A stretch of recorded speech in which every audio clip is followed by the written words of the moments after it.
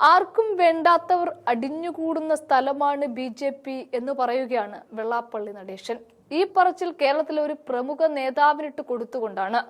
രാജീവ് ചന്ദ്രശേഖർ കുശുമ്പില്ലാത്ത നേതാവാണ് എന്ന് പറഞ്ഞ് രാജീവിനെ വേണ്ട പോലെ പുകഴ്ത്തിയ വെള്ളാപ്പള്ളി പക്ഷേ ഹൈന്ദവതയ്ക്കപ്പുറത്ത് ഈഴവയിൽ പിടിച്ചുകൊണ്ടാണ് ഇപ്പോൾ പി.സി. ജോർജ് എന്ന നേതാവിന് കൊടുത്തിരിക്കുന്നത്. അതായത് ആർക്കും വേണ്ടാത്ത പി.സി. ബി.ജെ.പിയിൽ അടിഞ്ഞു എന്നാണ് പറയുന്നത്. എന്നാൽ പി.സി. നടത്തിയ ലവ് ജിഹാദ് പരാമർശം അത് ബി.ജെ.പിയെ സുഖിപ്പിക്കാൻ വേണ്ടിയിട്ടാണ് എന്നും പറയുന്നുണ്ട്. ഈഴവർ തെണ്ടികളാണെന്ന് ഒരു കാലത്ത് പറഞ്ഞയാളാണ് പി.സി. ജോർജ് എന്നും ഇവിടെ കൂട്ടിച്ചേർക്കാൻ വെള്ളാപ്പള്ളി മറന്നതുമില്ല. ക്രിസ്ത്യാനികളും പെന്തക്കോസ്തുകാരും ഹിന്ദുക്കളെ വ്യാപകമായി മതം മാറ്റുന്നു എന്നും വെള്ളാപ്പള്ളി ആരോപിക്കുന്നുണ്ട്. പെന്തക്കോസ്തുകാർ പണം നൽകി ഹിന്ദുക്കളെ കുടുംബത്തോടെ മതം മാറ്റുന്നു. അത് പറയാതെ ലവ് ജിഹാദ് ഉണ്ടെന്നാണ് പി.സി. ജോർജ് പറയുന്നത്.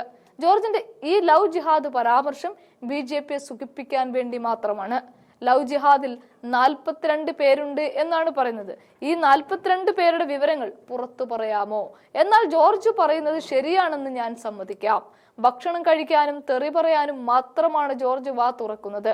ഈഴവർ തെണ്ടികളാണെന്ന് ഒരു കാലത്ത് പറഞ്ഞയാളു കൂടിയാണ് ജോർജ്. ജോർജിനെ ബി.ജെ.പി. ദേശീയ കമ്മിറ്റി അംഗമാക്കി, മകനെ ഇനി അന്തർദേശീയ നേതാവാക്കും. രാഷ്ട്രീയ ഉച്ഛിഷ്ടങ്ങൾ അടിഞ്ഞുകൂടുന്ന പാർട്ടിയായി ബി.ജെ.പി. മാറിയെന്ന് തോന്നുന്നു എന്നും അദ്ദേഹം വ്യക്തമാക്കുന്നുണ്ട്. മോഹഭംഗം വന്ന ഒരുപാട് പേർ ബി.ജെ.പിയിലുണ്ട്.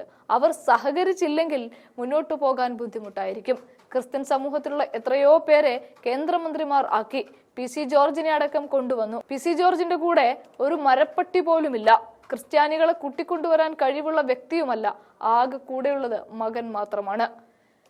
ഇത്തരത്തിൽ പി.സി. ജോർജിനെതിരെ കിട്ടിയ തക്കം ആഞ്ഞടിക്കാൻ വെള്ളാപ്പള്ളി മറന്നില്ല.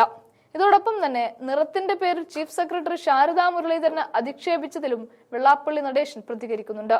വർണ്ണവിവേചനം ഇപ്പോഴും നിലനിൽക്കുന്നുണ്ട് എന്നാണ് ചീഫ് സെക്രട്ടറി പറഞ്ഞത്. അതൊരു പുതിയ അറിവല്ല. ഇവിടെ ജനാധിപത്യം മരിച്ചുപോയി മതാധിപത്യം നിലനിൽക്കുന്ന കാലഘട്ടത്തിൽ ഇതെല്ലാം ഉണ്ടാകുമെന്നുമാണ് വെള്ളാപ്പള്ളി പറയുന്നത്. സത്യത്തിൽ ബി.ജെ.പിയിൽ തന്നെയാണോ, ബി.ജെ.പി. സഖ്യത്തിൽ തന്നെയാണോ വെള്ളാപ്പള്ളി എന്ന് ഈ പരാമർശങ്ങൾ ഇഴകീറി പരിശോധിക്കുമ്പോൾ ചോദിക്കേണ്ട ഒരു ചോദ്യം കൂടിയാണ്.